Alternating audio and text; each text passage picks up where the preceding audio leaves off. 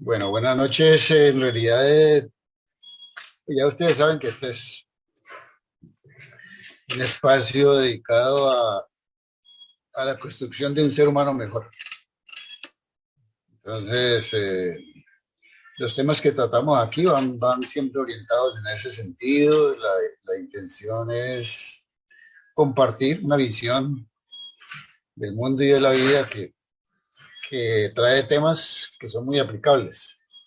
Ya uno puede realmente ponerlos en contexto en la vida y llevarlos a cabo a fe de que por experiencia de muchas personas, experiencias antiguas, todos estos temas que se tratan acá son temas que son parte de un proceso de cambio para cada ser humano. O sea, que quien lo vive y lo experimenta, pues se va a dar cuenta o va a poder comprobar que en verdad eso le va a ayudar a ser más amplio en su mirada. La tarea que tenemos para hoy es esencialmente pilares que sostienen la mirada espiritual. Les vamos a compartir por acá.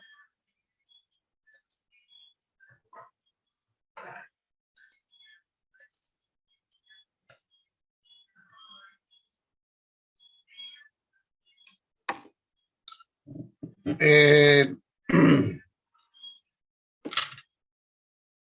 ¿Por qué se le colocó este nombre, pilares que sostienen la mirada espiritual? Quizá porque todos en algún momento de nuestra existencia, pues queremos como proyectar la vida en otro sentido, ¿no? Darle otro significado, darle otra mirada. Y quizá, digamos, ahí se van a necesitar muchos elementos para ir construyendo ese proceso. Dentro de todos esos trabajos que uno va realizando, siempre es necesario que de alguna manera se pueda sostener en esa mirada. Porque ahora, como lo vamos a ver, no es nada fácil. Generalmente uno dice, yo quiero hacer este cambio, yo quiero proyectar mi vida de una manera distinta. Posiblemente siente ese llamado en su corazón, en su interior, pero cuando lo hace, pues surgen una cantidad de elementos que se oponen por muchas razones.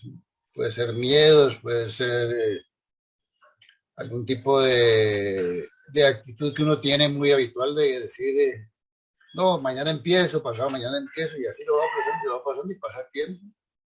Y generalmente uno se queda como ese anhelo de tener una mirada diferente ante la vida.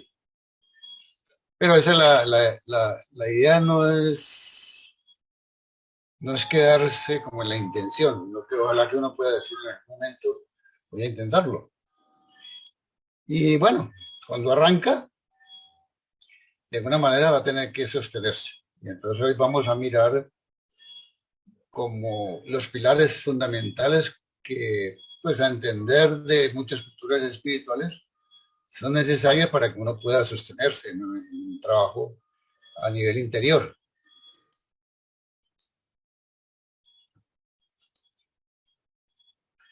Y podríamos iniciar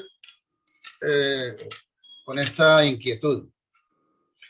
Cuando nosotros iniciamos un camino de cambio, es importante sostenerse en el intento.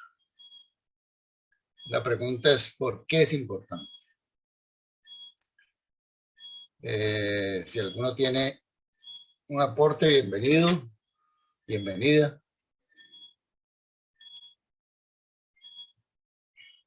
¿Cierto? No, ok.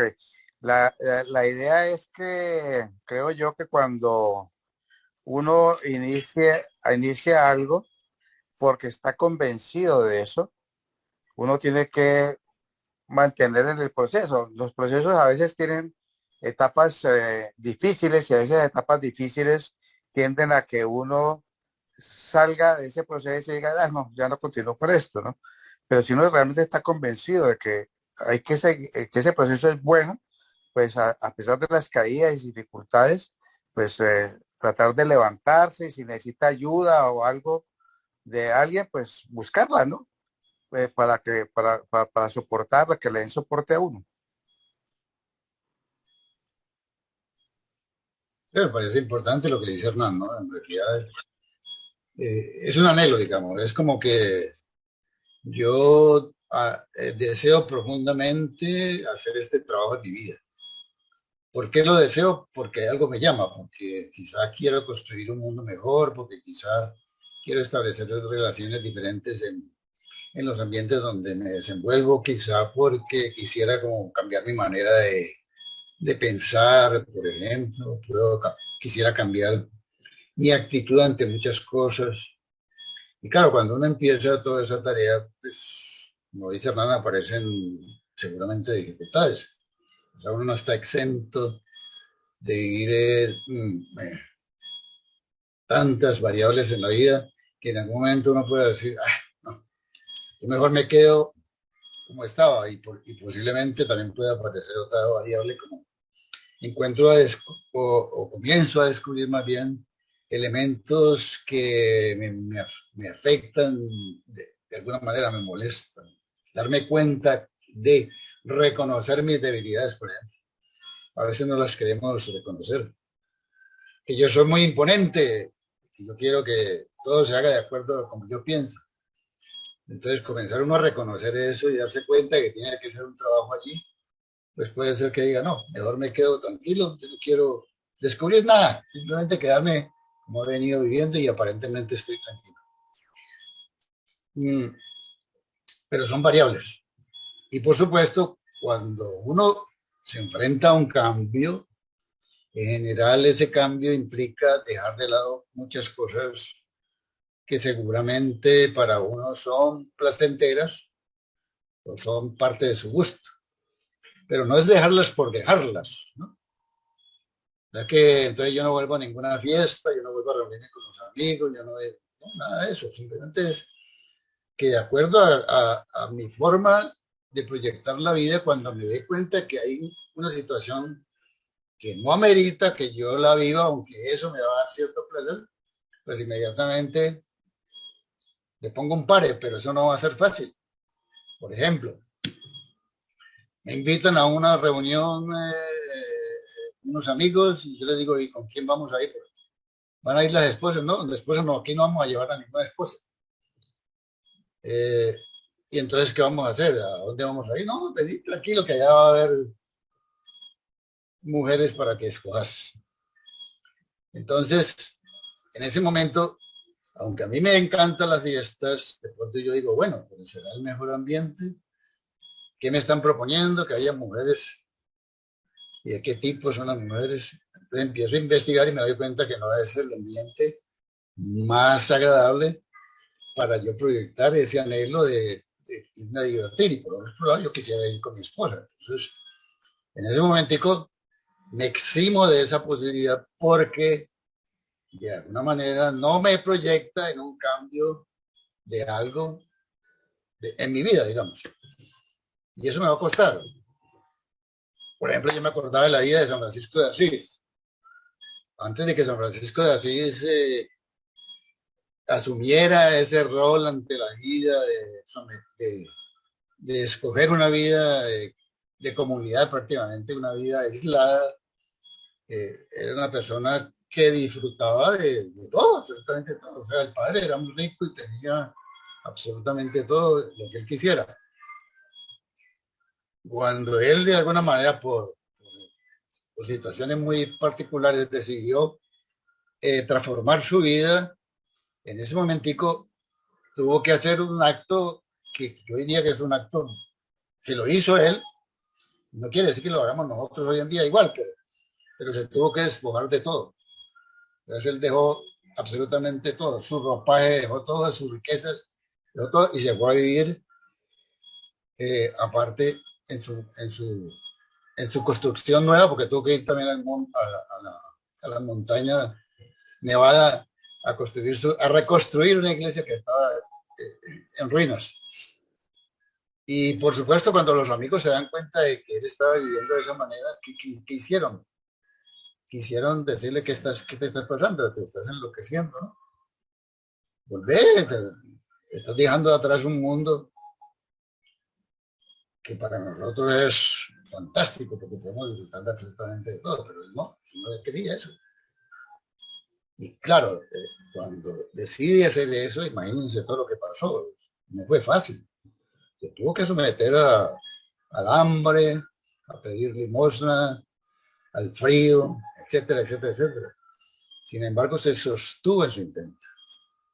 Y eso es un aspecto que, como decía ahora rato, no es que nosotros vamos a hacer el voto de pobreza que hizo San Francisco de Asís, pero quizá la manera como lo hizo evita que nosotros tengamos que hacerlo de una manera igual. Entonces, sí tenemos que irnos despojando de muchas cositas que me dan ciertos placeres, pero no apuntan al cambio dinámico. Entonces, esa es una razón bien interesante. Entonces, cuando uno asume ese trabajo, requiere entonces de una firmeza y mantenerse en esa tarea, mantenerse en la tarea de ser o de obrar. Como decía ahora, no es aislarse del mundo, más bien es unirse al mundo de otra manera. Pongo otro ejemplo.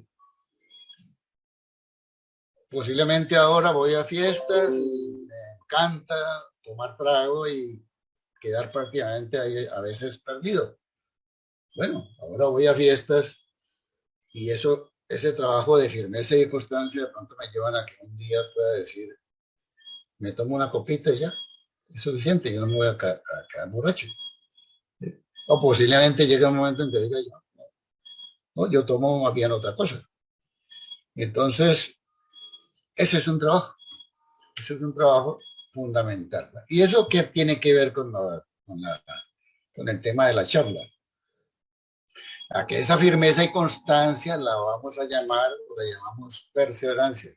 Más bien la llama el campo del desenvolvimiento espiritual desde épocas muy antiguas, la llama perseverancia. Esa es una virtud supremamente importante.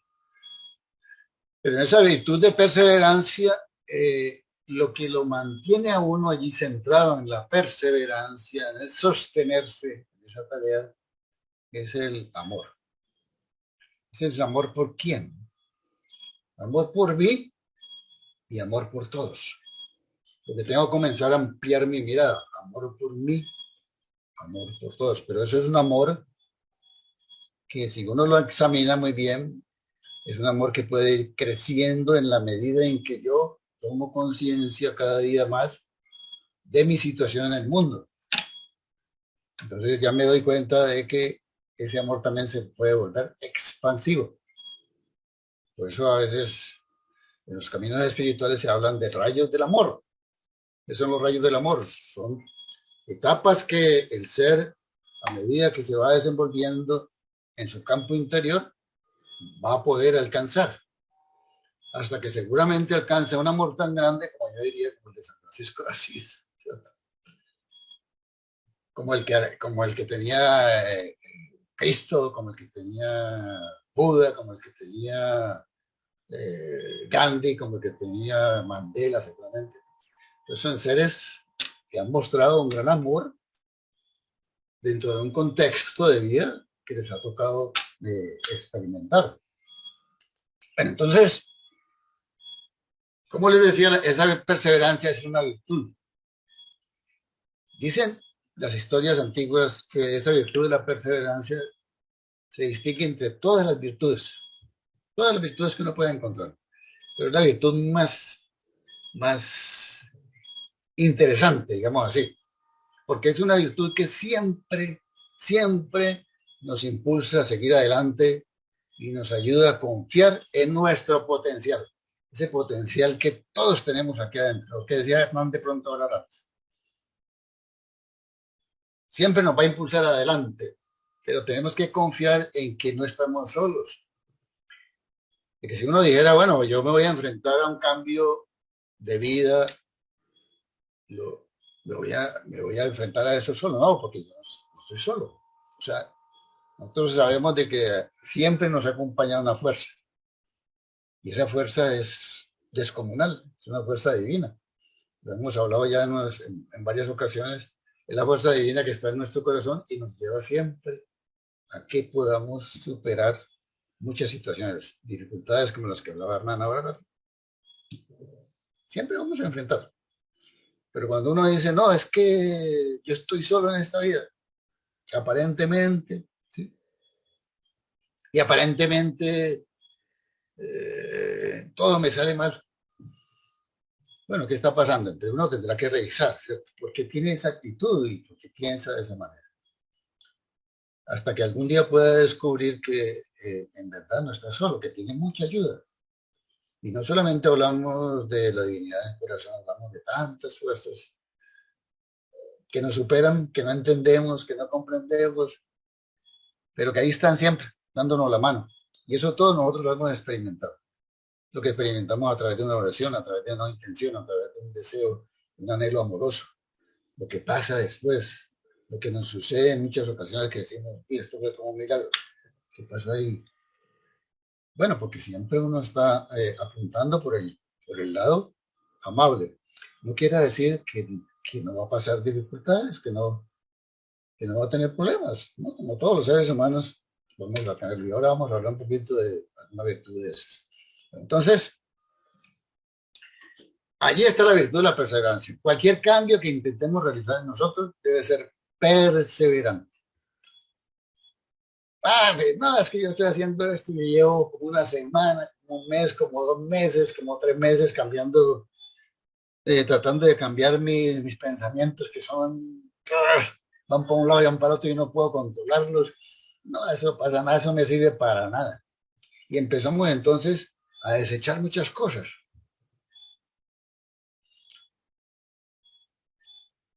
Nosotros tenemos un lema en el trabajo interior y es que dice, trabajemos sin esperar, simplemente. ¿Qué quiere decir sin esperar? Persevere. Con la seguridad de que todo lo que usted está haciendo con buena intención y con amor, tarde que temprano, va a dar sus frutos. Eso es como la matica que uno siembra. Pues yo que sembré una matica, que eso la regaba y le daba, y no, eso pasaba días, quizás meses y nada, después no, parecía que no iba. Sin embargo, pacientemente, pues, de una manera perseverante, averiguo qué le puedo hacer. Entonces, alguien me dijo, no, pues echarle 10, 30, 20, 10, 30, 10, algo que lo ayude a la planta, echarle este bonito que es más, recoger las cáscaras de la cocina y introducirlas allí en un lugar donde te formen compost y eso lo mezclas. Bueno, y entonces esa plantica se convirtió en un árbol de papaya, ¿no? Entre otras cosas. Que ese papayo ya lleva como 3 años y le he recogido por lo menos unas 300 papayas. No me queda aterrado la cantidad de papayas. Y unas papayas deliciosas. Y un buen tamaño, ¿no? O sea que perseverante. Si yo hubiera dicho, no, eso no sirve, esta parte del bolito no me quiere dar, y lo dejo, hasta allá hubiera llegado. Pero así es la vida. Nada se da de una manera fácil. Por más que uno quiera cambiar, además es cambiar una forma de pensar que es milenaria, no es nuestra. Nosotros la heredamos de una humanidad que piensa de esa manera. Por ejemplo, con el egoísmo, uno dice, no, pero todavía tengo rasgos de gran egoísmo. Claro, porque es que si es que hemos manejado egoísmo por tantos milenios, querer pretender que en un rato uno haga un trabajo como años, ya, dejó de ser egoísta. Por lo menos ha controlado muchas cosas del egoísmo, pero todavía le faltará. Y así, muchas cosas. Lo interesante de la perseverancia es que esa perseverancia también se rodea de otras virtudes. Pero es como el pilar de todas las demás, como decíamos ahora. Y entonces aparece virtudes como la paciencia, como la fe, como el discernimiento, como la esperanza y la resignación. Entonces tenemos 5 pilares adicionales a la virtud de la perseverancia, que son los pilares que nos sostienen en el campo interior y son muy necesarios porque a veces uno piensa que no. Vamos a explicar por qué. Entonces vamos a empezar por cada uno. Por ejemplo, Empecemos por la paciencia.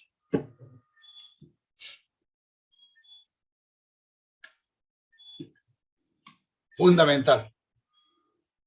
Nos ayuda a permanecer a pesar de los inconvenientes. Ya empecé a hacer todo este trabajo. Que en mi casa yo tengo un conflicto con mi hermano.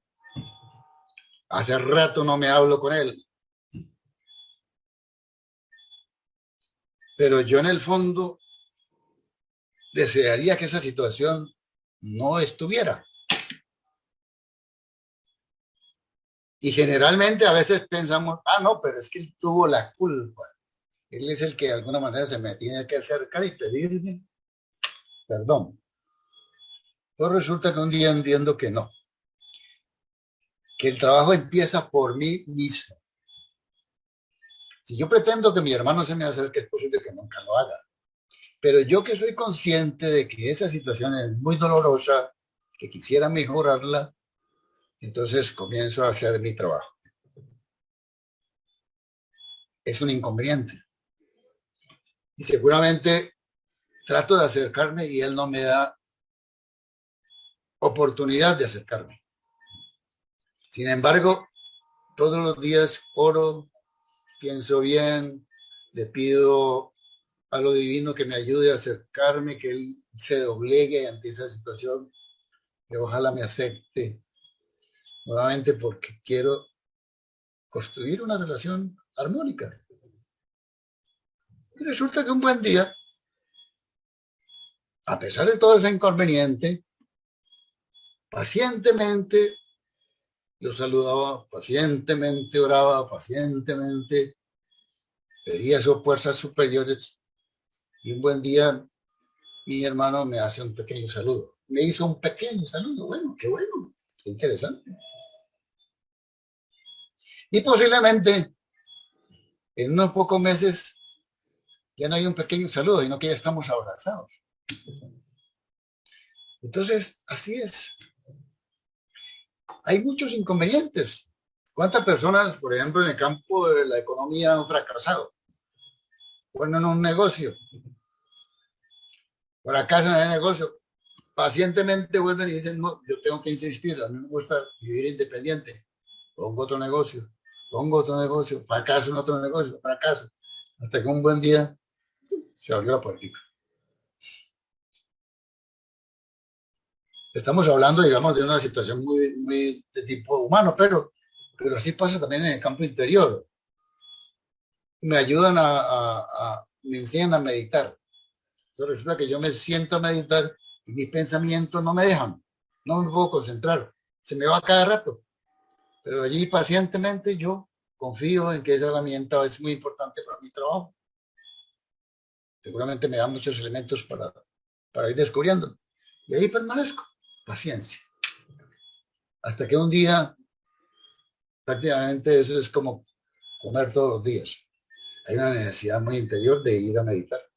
Entonces me siento. Esa paciencia me ayudó a hacer, a pesar de lo inconveniente, porque estaba el inconveniente ahí. La otra parte de la paciencia es, como decíamos ahora rato, no espero resultados inmediatos. En este trabajo, sobre todo en el trabajo que desconozco, que es un trabajo muy a nivel del interior mío, donde voy a sacar cositas que no sé cómo manejarlas, sí que necesito paciencia. Pero no porque las trabaje un día, 2 días, meses, años, ¿no? Ya desaparecieron. Entonces, por eso nosotros pensamos, y aún lo piensan así en muchas partes, de que cada vez que emprendemos una tarea, la idea no es ser perfecto, la idea es irle bajando el nivel. Alguien me decía, por ejemplo, yo era supremamente violento, pero violento es violento, ¿verdad? Usted, cualquier cosita que me hicieran, yo respondía a golpes. Hoy en día, después de hacer todo ese trabajo de interiorización, de descubrir qué es lo que me pasa, examinar, meditar, orar, etcétera, hoy en día tengo un gran control de esa violencia. Sin embargo, a veces exploto. Bueno, pero mire, lo interesante es que ya usted tiene un gran control. O sea, podríamos decir que si la violencia estaba a este nivel, hoy en día de pronto la tiene a este nivel, pero todavía la tiene. Y seguramente cuando se muera, la va a tener un poquito más abajo, pero todavía la tiene. Entonces la idea no es ser perfecto, la idea es cada vez ir controlando muchas cosas que tenemos en nuestro ser que nos limitan, que nos impiden una buena interrelación absolutamente con todo. El otro aspecto es que la paciencia nos da la fuerza para doblegar cualquier cosa. Hay muchos hábitos que uno tiene que son supremamente fuertes y a los cuales uno, por más que le dé, le cuesta mucho trabajo. Y hábitos bobos a veces. El hábito, por ejemplo, de mientras me afeito, la llave está botando agua. Bote y bote y bote y bote. Y entonces yo me doy cuenta un buen día que estoy desperdiciando ese líquido. Digo, pero si este líquido le hace falta a tantos seres en el planeta que sufren porque no lo tienen, ¿cómo yo lo boto? Si bien ahora lo tengo en abundancia. Y posiblemente me propongo cerrar la llavecita mientras me afecto, pero al otro día me doy cuenta que la llave está abierta. Y sigo, y sigo. Y me cuesta tiempo, hasta que un buen día, sin darme cuenta, la llave está cerrada y ni me di cuenta cuando hice. Así nos pasó todo cuando aprendimos a manejar vehículos, los que manejan vehículos. Al principio uno tenía que estar atento a, aquí tengo que meter primera, aquí tengo que meter segunda, aquí tengo que meter tercera. Bueno, los carros que eran de caja mecánica. Y un buen día, hoy en día, ¿cuántos de nosotros que ya manejamos carros hace muchos años tenemos que estar pendientes de eso? Ni nos damos cuenta. Cuando metimos primera, segunda, tercera, no nos damos cuenta. Entonces, ¿qué creo? Hubo una fuerza de paciencia, de perseverancia, en alguna manera, que todas tienen que ver relación con la perseverancia. Doblegué algo a lo cual yo estaba muy agarrado. ¿Sí? Bueno, podríamos hablar aquí de ejemplos, de muchos ejemplos. Bueno, vamos a pasar al segundo, que es la fe, que es interesante que es la fe, ¿no? A veces se habla mucho de que esa fe es ciega, ¿no?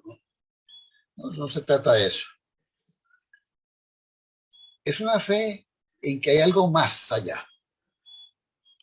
De que a pesar de que mi mente racional a veces reacciona y se pone en contravía de mis anhelos, allá adentro, muy adentro de mi ser, y en todas partes, por supuesto, hay unas fuerzas desconocidas que yo, por más que quiera, no las puedo entender. Por ejemplo, la idea de Dios. ¿Quién puede explicar realmente quién es Dios? Algunos se acercan a la idea de la semejanza de Dios, pero en el fondo uno podría decir, si yo pienso realmente, Dios trasciende mi comprensión. O sea, yo no le podría dar ni siquiera tributos, porque a lo mejor me quedo cortico. Sí, a lo mejor los tiene todos los que digan, pero me quedo corto, entonces prefiero más bien decir, hay algo allá que yo creo que existe, pero que me trasciende a nivel racional. Y eso es muy importante para que yo crea en que cualquier acto de amor que yo haga con buena intención está produciendo un gran cambio. Y ahí tengo fe. Por eso lo hago, o si no, no lo hago. Si yo me levanto y doy gracias es porque tengo fe. Y que hay unas fuerzas que me ayudan a ese día a hacer algo diferente. Si yo voy a la meditación y medito, es porque tengo fe en que ese ejercicio me va a impulsar a cosas interesantes, a cosas diferentes. Si yo tengo control sobre mis pensamientos y me habitúo a cambiarlos por pensamientos positivos, es porque tengo fe de que ese cambio es importante. Así, entonces vamos a tener fe en algo que no sabemos cómo se da, pero se da. Por eso dicen que una persona que puede hacer las cosas bien puede transformar no solamente sus ambientes cercanos, sino posiblemente al mundo. Claro, eso no cabe en nuestra mente racional. Pero la fe nos ha sostenido en eso, ¿sí? Nos ha sostenido en muchos momentos esa fe. Cuando tenemos una enfermedad que uno dice, uy, esta enfermedad es seria, ¿no? Estoy en gran riesgo de desencarnar. Sin embargo, esa fe interior de que hay una fuerza más allá y se pone uno de oración y seguramente hay un grupo de amigos que todos los días oran por mí, eso sí que tiene fuerza. Y yo no me doy cuenta, pero todo eso me está ayudando a sostener. Claro, si es la hora de morir, no hay nada que hacer, ya llegó la hora. Todos tenemos un tiempo y un momento, no hay nada que hacer.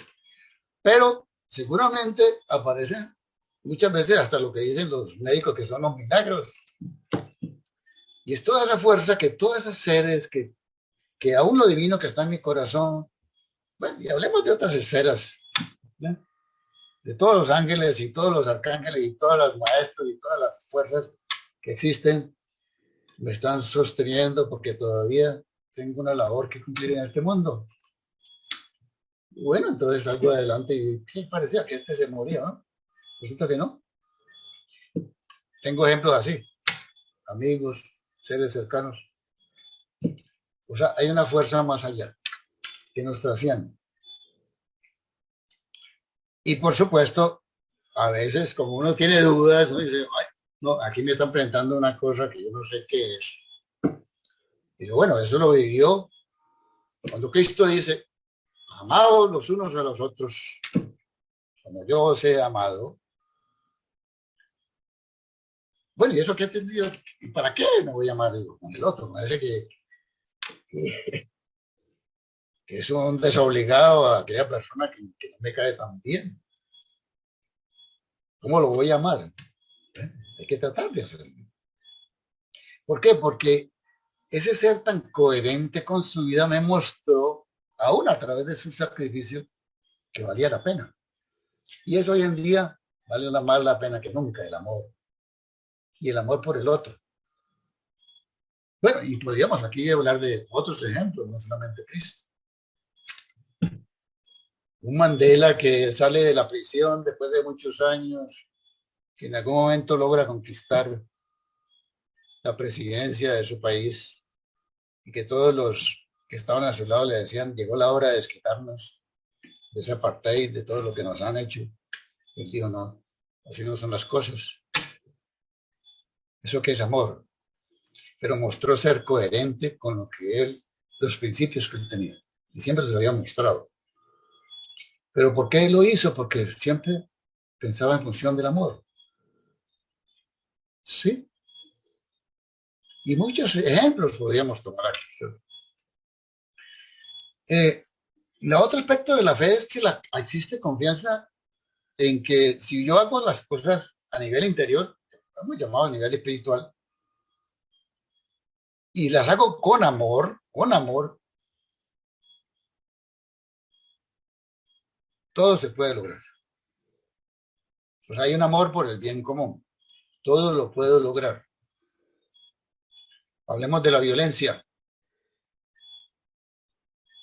A uno le echa la culpa a aquel que está declarando la guerra al otro.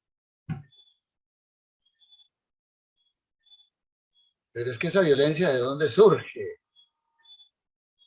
De la nada, de la historia personal de cada uno y de pronto de más allá. De mis pequeñas violencias, porque una suma de esta violencia se va uniendo a la gran violencia. Por eso entonces más bien que juzgar a ese ser, yo digo, bueno, si hay guerras, ¿qué voy a hacer con mi vida? Voy a comenzar a observar los pequeños actos de violencia que normalmente estoy expresando, ya sea con un pensamiento, con una mirada, con un gesto, y lo voy a empezar a trabajar. Y eso es nivel espiritual. ¿Pero por qué lo hago? Porque yo quiero que esa gran violencia no nos ponga en riesgo a todos como humanidad. No porque tenga miedo, no, sino porque imagínense el dolor tan grande que tendrían que vivir tantos seres. Entonces siempre oramos para que todo se dé por el lado amable, pero como decíamos al principio, no, yo tengo fe de que eso va a ser así. Y no hago nada. Pero eso tiene que ver con lo que viene, con la esperanza. Otra virtud. Entonces, ¿qué significa la frase tengo la esperanza de que esto algún día cambiará?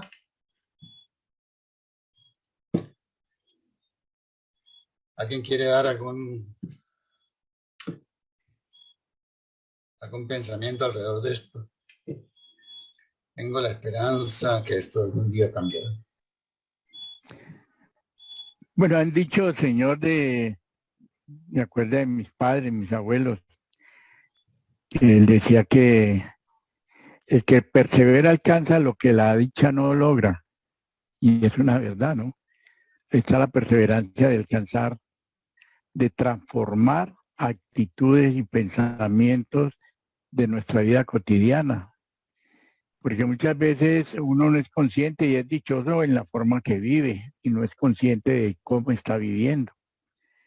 Y la dicha no es permanente. Eh, Llegan cambios y ahí es donde los seres se desespera y el alma se confunde, ¿no? En ese mundo exterior. Y cuando uno persevera a través, como usted decía antes en la meditación, uno se da cuenta de qué actitudes tiene. Y si uno tiene, y si persevera en esa transformación, en ese cambio, a través de esa perseverancia lo logra. Y eso es, diríamos, ese dicho es muy aliciente y me llegó a la memoria ahora. El que persevera alcanza lo que la dicha no logra. Y ese era uno de los dichos, no sé, de mi papá, mi mamá. Y se me vino a la mente y es una realidad. Si uno persevera, por ejemplo, el que estudia, alcanza logros, en los cuales a la final uno ese logro no se identifica como logro, sino una transformación de su forma de actuar y de pensar y lo convierte en amor, cambiando ese entorno en los cuales pues uno muchas veces no es consciente de lo que uno puede causar a través de una actitud que inconscientemente o conscientemente la vive y no le importa. Y cuando perseveramos en un cambio y un cambio, los cambios, diríamos, necesitan transformación. Y muchas veces dice, si el cambio no lo cambia, el cambio lo cambia. Y así es, si uno cambia, uno transforma ese cambio también, ¿no? y lo, y lo lleva a una forma interior de poder vivir. Y uno es el cambio. Gracias.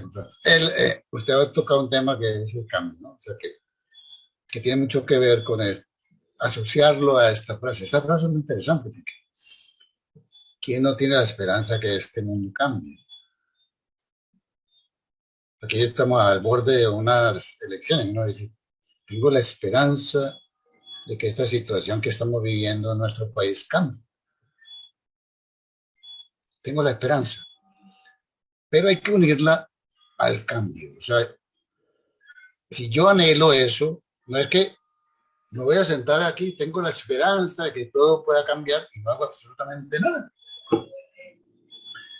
Sí, muy interesante, pero la idea es que ojalá nosotros nos podamos asociar a esa frase con un cambio en nosotros. Por aquí lo dice. Tengo la esperanza de que algún día cambiará. Pero también voy a hacer mi trabajo. Lo que decíamos ahora rato, ¿no? Yo quiero que los ambientes políticos corruptos, desobligados, descontrolados, etcétera, desaparezcan o cambien por lo menos en alguna dimensión, pero resulta que yo soy el primero que estoy haciendo todo al revés. Entonces tengo la esperanza que todo cambie, pero que lo cambien los otros, yo no. Por ahí no va. Los primeros seres que dieron ejemplo, por ahí hablamos de los coherentes, que hablaron de lo que tenían que decir lo mostraron a través de sus vidas. Entonces siempre es muy importante de que uno diga, tengo la esperanza de que todo esto pueda cambiar, pero ¿cómo lo puedo ayudar a que eso realmente se haga efectivo? Haciendo el cambio en mí. Y vuelvo al principio. Se me sale de mi mente racional. ¿Será eso capaz? Yo.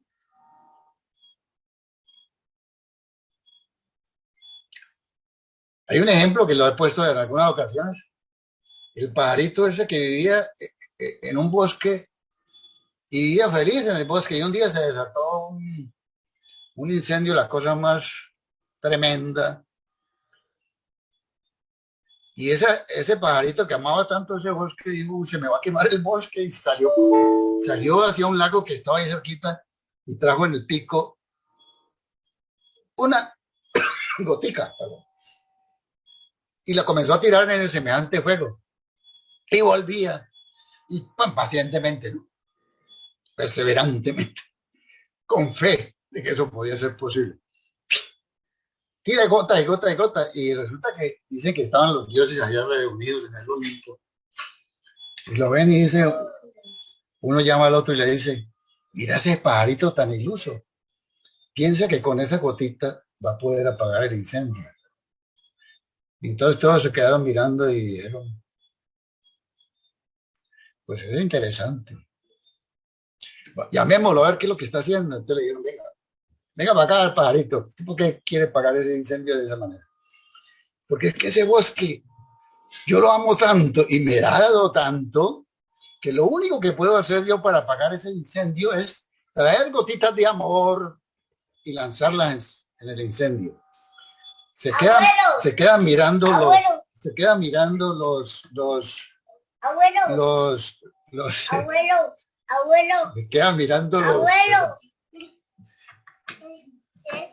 así. Bueno, se quedan mirando los dioses y se miran y dicen,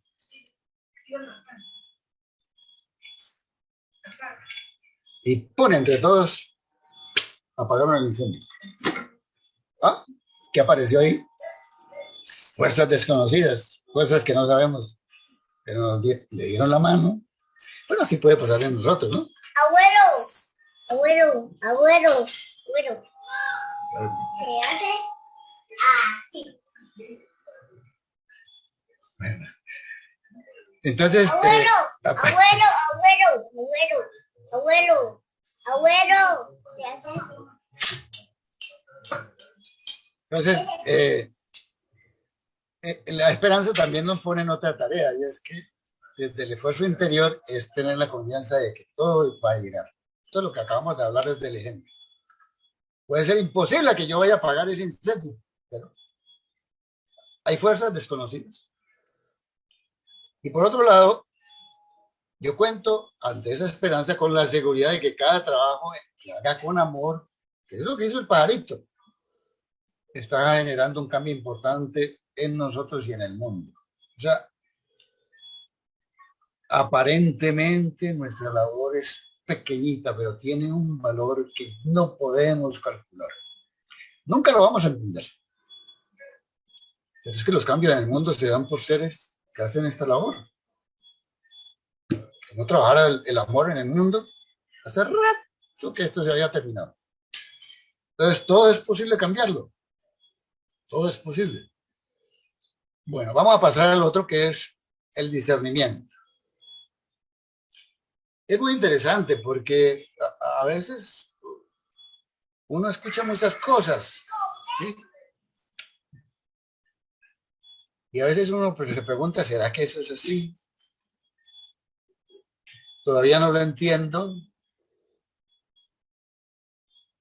Pero hay que utilizar el discernimiento para analizar, para investigar, para profundizar. Porque yo quiero entender eso. Si esto me lo está diciendo alguien que realmente observo que tiene un valor en su vida, hombre, lo voy a investigar bien. Porque yo quiero dar lo mejor, aunque no lo entiendo, pero yo quiero dar lo mejor. Pero, lógicamente, hay que asociarlo a un sentido común. ¿Qué quiere decir esto? Viene mi hijo y me dice, papá, necesito 200.000 pesos. Esto lo mando al bolsillo, tome. Ni siquiera le pregunto, ¿a dónde van a parar esos 200.000 pesos? ¿Qué va a hacer con esos 200.000? No pregunto. Pero si en el momento, pues sí, yo lo quiero y le quiero dar la mano y quiero ayudarlo, pero le digo, hijo, y entonces, ¿para qué necesitas ese dinero? No, es que no necesito para esto. Y esto. Entonces me queda a mí como que no me completa la respuesta. O sea, no me aclara. Entonces le digo, hijo, definitivamente, para mí, lo que me has dicho, por un lado, no lo veo claro. O por otro lado, si yo te doy esos 200.000 pesos, te va a hacer un daño. Y no, y aunque los tengo en el bolsillo, no. Entonces, mírense cómo ese análisis, ese discernimiento, por ese amor que le tengo a mi hijo, me llevó a un sentido común. No es el buen padre el que mete la mano en el bolsillo y da todo. No, es el padre que quiere a su hijo y no quiere que se vaya por un precipicio. Eso es muy importante. Y vamos al último, que es la resignación. Entonces, la resignación es muy interesante porque yo puedo hacer todo el trabajo que quiera, estoy perseverante, tengo fe, tengo paciencia, he discernido muchas cosas, hago las cosas con amor, pero resulta que las cosas no salen como yo pensaba, como yo creía o yo creo que es lo mejor, no me sale. Entonces ahí es donde entra la resignación.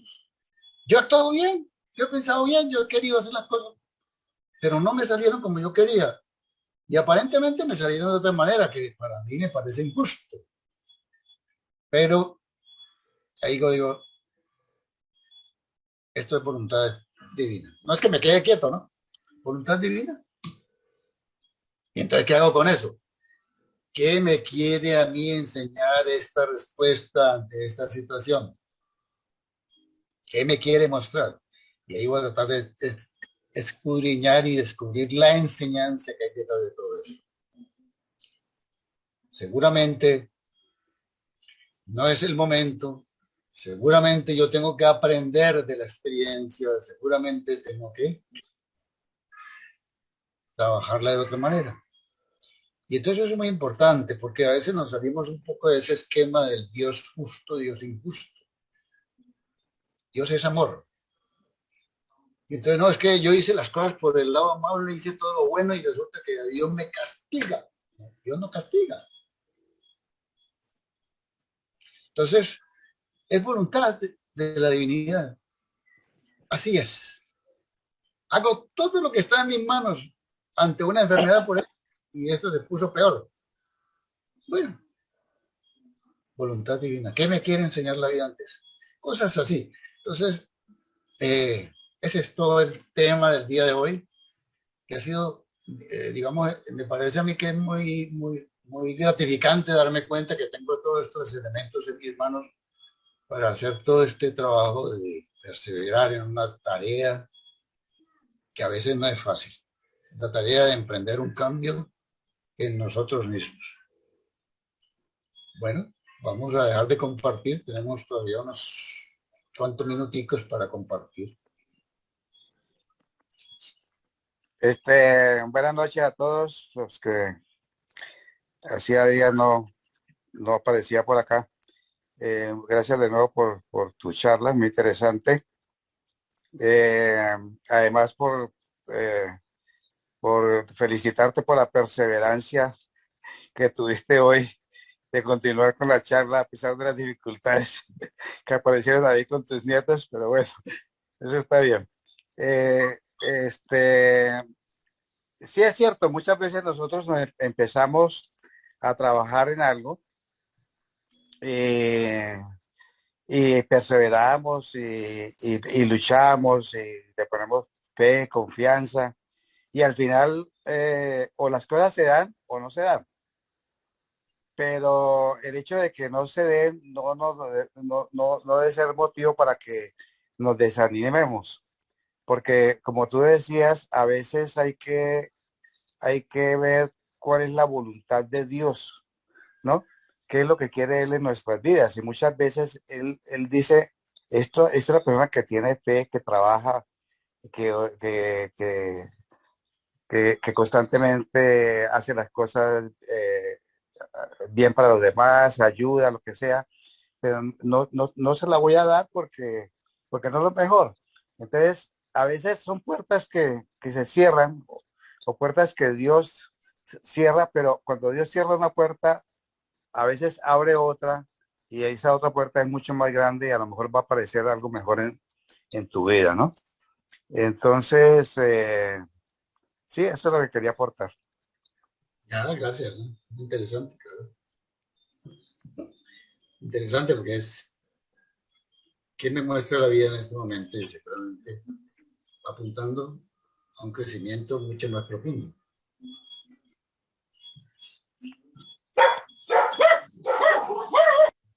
¿Alguien más quiere comentar?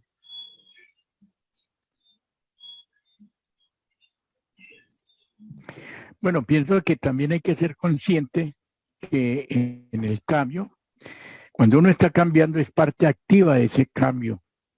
Por ejemplo, como usted decía antes, uno conduciendo el vehículo, si lo cierra otro, se le atravesó el de la moto. Si uno alega, pelea, insulta, ese otro también se violenta. Y también ya no son un violento, sino dos. Y yo que voy manejando y el otro que se me está atravesando. En cambio, si yo estoy practicando ese cambio de la no violencia y no peleo con el otro tampoco se va a sulfurar. O sea que ese expansivo, esa transformación, ese cambio que yo estoy haciendo se expande. Porque si yo soy tranquilo, tranquilizo a los demás. Y por eso uno tiene que ser, uno es parte activa del cambio. Y es como decía usted antes, ¿no? Es la transformación en la cual uno tiene que participar en un todo. Y esa participación lo hace con amor.